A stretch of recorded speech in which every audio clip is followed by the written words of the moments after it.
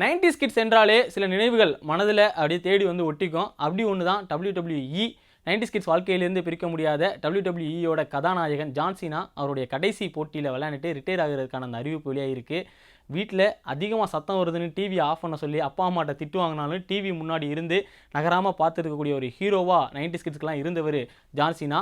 அந்த 90s kids தலைமுறைகளை பொறுத்த வரைக்கும் பள்ளிக்கூடம் முடிஞ்சதும் வியாழக்கிழமை வெள்ளிக்கிழமை சாயந்தரம் வீட்டுக்கு போய் 5 மணிக்கு WWE ஸ்மாக் டவுன் ரா அது போன்ற நிகழ்ச்சிகள்லாம் பார்த்துருப்பாங்க. அதில் ஒரு ஹீரோவாக இருந்த ஜான் சீனா அவரை பற்றி தான் நம்ம பார்க்க போகிறோம். அவருடைய பயணம் ரொம்ப அசாதாரண பயணமாக தான் இருந்திருக்கு. 1977ஆம் ஆண்டு ஏப்ரல் 23ஆம் தேதி அமெரிக்காவில் மசாசூசெட்ஸ் மாநிலத்தில் பிறந்திருக்காரு ஜான் ஃபெலிக்ஸ் ஆண்டனி சீனா ஜூனியர். 5 சகோதரர்கள் கொண்ட குடும்பத்தில் பிறந்திருக்கக்கூடிய ஜான் சீனா அவருடைய குடும்பத்தில் 2வது நபராக பிறந்திருக்காரு. அவருக்கு பெரிய வசதிகளோ ஆடம்பர வாழ்க்கையோ அவரோட குடும்பத்தில் கிடையாது. எல்லாமே அவங்க நடுத்தர குடும்பத்தை சார்ந்தவங்க தான். உழைப்பு, அவருடைய கட்டுப்பாடு, ஒழுக்கம், இது 3ஐயும் வச்சு தான் அவருடைய வாழ்க்கையில் அவர் முன்னேறி வந்திருக்காரு. அடிப்படை என்கின்ற ஒரு தேவை அவருக்கு என்ன இருந்தது அப்படின்னா அவருடைய உடலை வலிமையாக வச்சுக்கணும் அப்படின்றது மட்டும்தான் அவருடைய சிந்தனையில் இருந்திருக்குது. அவருடைய வளர்ச்சிக்கு அவர் எந்த ஒரு விஷயத்தையுமே தடையாகவே எடுத்துக்கிட்டது கிடையாது. சிறு வயதிலிருந்தே விளையாட்டின் மீது அதிக ஈடுபாடு கொண்ட ஒரு நபராக ஜான் சீனா இருந்திருக்காரு. உடல் வலிமை, ஒழுக்கம், கட்டுப்பாடு நம்ம ஏற்கனவே சொல்லியிருந்தோம். இது மட்டும்தான் அவருடைய வாழ்க்கையில் அங்கங்களாக மாறியிருக்கு. பள்ளி மற்றும் கல்லூரி காலங்களில் அமெரிக்க கால்பந்து விளையாட்டில் அவருக்கு வந்து ஆர்வம் ஈடுபட்டிருக்கு. பள்ளிகள் படிக்கும்போதும் கல்லூரிகளில் படிக்கும்போதுமே அவர் அங்கே இருக்கக்கூடிய ஃபுட்பால் டீமில் எல்லாமே விளையாண்டுருக்காரு. அதன் பிறகு அங்கிருந்து அவருக்கு கல்லூரியை விட்டு வெளியில் போகிறப்போ ஒரு கனவு இருக்குது. WWEயில் ரெஸ்லர் ஆகணும், எல்லாராலும் பாராட்டப்படக்கூடிய அனைவராலும் கவரப்படக்கூடிய ஒரு ரெஸ்லராக மாறணும் அப்படின்ற ஒரு கனவு தான் அவருக்கு இருந்திருக்கு. கனவுக்காக எல்லாம் அவர் திறந்துட்டு அவருடைய வாழ்க்கையில் அவருக்கு என்னென்ன கிடைச்சதோ எல்லாத்தையுமே விட்டுட்டு அந்த கனவை தேடி போகிறாரு.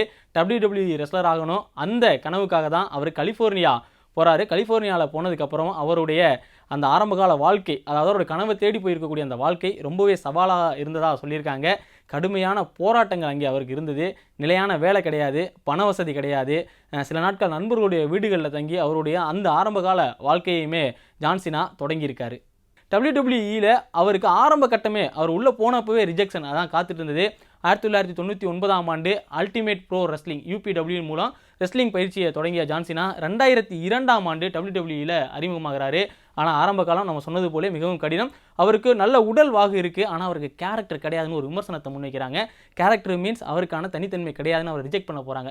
ஒரு கட்டத்தில் WWEலேருந்து அவரை நீக்கக்கூடிய ஒரு சூழல் வந்த நேரத்தில் தான் அவர் பஸ்ஸில் ஃப்ரெண்ட்ஸ் கூட போகிறப்ப ஒரு ஃப்ரீ ஸ்டைல் ரேப் பாடுறாரு. அதை பார்த்து எல்லாருமே மிரண்டு போகிறாங்க.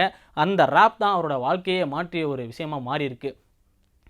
WWE அதிகாரிகள் முன்னிலையில் செய்த அந்த ரேப் ப்ரோமோ அந்த டாக்டர் ஆஃப் தக்னாமிக்ஸ் என்று சொல்லக்கூடிய ஒரு புதிய அடையாளத்தை அவருக்காண்டி உருவாக்கியிருக்கு. ரேப் அவர் வாழ்க்கையவே ஒட்டுமொத்தமாக மாறி இருக்குங்க. 90s கிட்ஸ் வீடுகளில் நடந்த அந்த லெட்ஸ் கோ சீனா, அதுக்கப்புறம் பூ அப்படின்ற அந்த வார்த்தைகள் எல்லாராலையுமே மறக்க முடியாத ஒரு வார்த்தைகள். You can see me, never give up, அந்த மாதிரியான வார்த்தைகள் எல்லாமே ஜான் சீனா கிட்டேருந்து வந்தது தான். அந்த அரங்கத்தில், அதாவது ஜான் சீனா மேடைக்கு வந்ததுக்கப்புறமா அங்கே இருப்பவங்க லெட்ஸ் கோ சீனான்னு கத்துவாங்க. அதுக்கப்புறம் பூ அப்படின்ற ஒரு வார்த்தையை பயன்படுத்தி கத்துவாங்க. பூ அப்படின்னா எதிர்ப்பு, நீங்கள் விளையாடுறது பிடிக்கல, நீங்கள் போகலாம், உங்களுக்கு எதிர்ப்பு தெரிவிக்கணும் அப்படின்ற மனநிலையில் தான் ஜான் சீனாவுடைய அந்த ஆரம்ப காலகட்ட போட்டிகள் எல்லாமே இருந்தது. ஆனால் சீனா ஒருபோதும் ரசிகர்கள் எதிர்த்து பேசினதே கிடையாது. ஒன்றே ஒரு விஷயத்தை நம்பினார், never give up, never ever give up அப்படின்ற அந்த வார்த்தையை மட்டும்தான் அவர் சொல்லுவார். அவருடைய அந்த வாழ்க்கையோட மந்திரமும் அதை பயன்படுத்தினார். ரிங்கை தாண்டி அவர் ரிங்குக்குள்ளேயும் சாம்பியனாக இருந்தாலும் ரிங்கை தாண்டியும் வெளியில் மனிதநேயமிக்க ஒரு மனிதனாக தான் ஜான் சீனா இருந்திருக்காரு. மேக் அ விஷ் ஃபவுண்டேஷன் மூலமாக 650க்கும் மேற்பட்ட குழந்தைகளுடைய ஆசைகளை நிறைவேற்றியிருக்காரு ஜான் சீனா.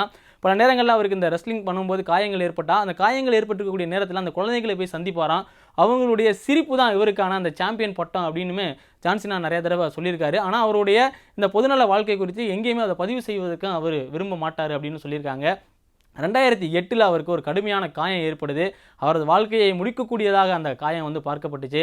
மருத்துவர் அவருக்கு வந்து 1 வருஷம் கண்டிப்பாக நீங்கள் வந்து ஓய்வு எடுத்துக்கணும் அப்படின்னு ஒரு அறிவுறுத்தலை வழங்குறாங்க. ஆனால் 4 மாதங்களில் ராயல் ரம்பிள் போட்டிகளில் வந்து விளையாடி அனைவருடைய பாராட்டுகளையும் பெற்றார். ஒட்டு மொத்தமாக அங்கே இருக்கக்கூடிய அரங்குகளில் உள்ள எல்லாருமே எந்திரிச்சு நின்று கைத்தட்டக்கூடிய அந்த கூஸ்பம் மொமெண்ட்ஸ் 90s கிட்ஸ் அனைவருக்குமே டிவி முன்னாடி உறைஞ்சு போன ஒரு தருணமாக அந்த ராயல் ரம்பிள் இருந்தது.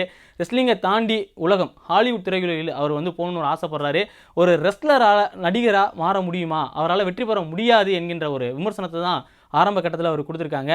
ஆனால் fast and furious, piece maker போன்ற படங்களில் அந்த விமர்சனங்களுக்கு பதிலாக அமைச்சு அவர் வந்து ஒரு ஹாலிவுட் நடிகராகவும் மாறினார்.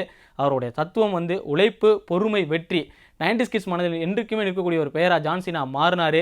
ரிங்கில் இல்லாவிட்டாலும் 90s கிட்ஸ் நினைவுகளில் என்றும் அவர் இருப்பார் அப்படின்னு எல்லாருமே சொல்லலாம். நம்ம எல்லாருமே ஸ்கூல் விட்டு முடிஞ்சு ஜான் சீனாவை பார்க்குறக்காண்டி ஓடின காலங்கள் எல்லாமே பசுமையாக இருக்குது. ஒரு நல்ல மனிதராக இருந்து அவருடைய ஆரம்ப கட்ட காலத்தில் ஒழுக்கம் மூலமாக மட்டுமே மிகச்சிறந்த மனிதராக மாறியிருக்கக்கூடிய ஜான் சீனா அவருடைய அந்த தாரக மந்திரமான வார்த்தைகள் யூ கேன் see me என்று சொல்லக்கூடிய அந்த ஜான் சீனாவுடைய வார்த்தைகள், அதே போல் நெவர் எவர் கிவ் அப் அப்படிங்கிற வார்த்தை வந்து எல்லாருடைய வாழ்க்கையிலையும் மோட்டிவேஷனாக மாறி இருக்கு.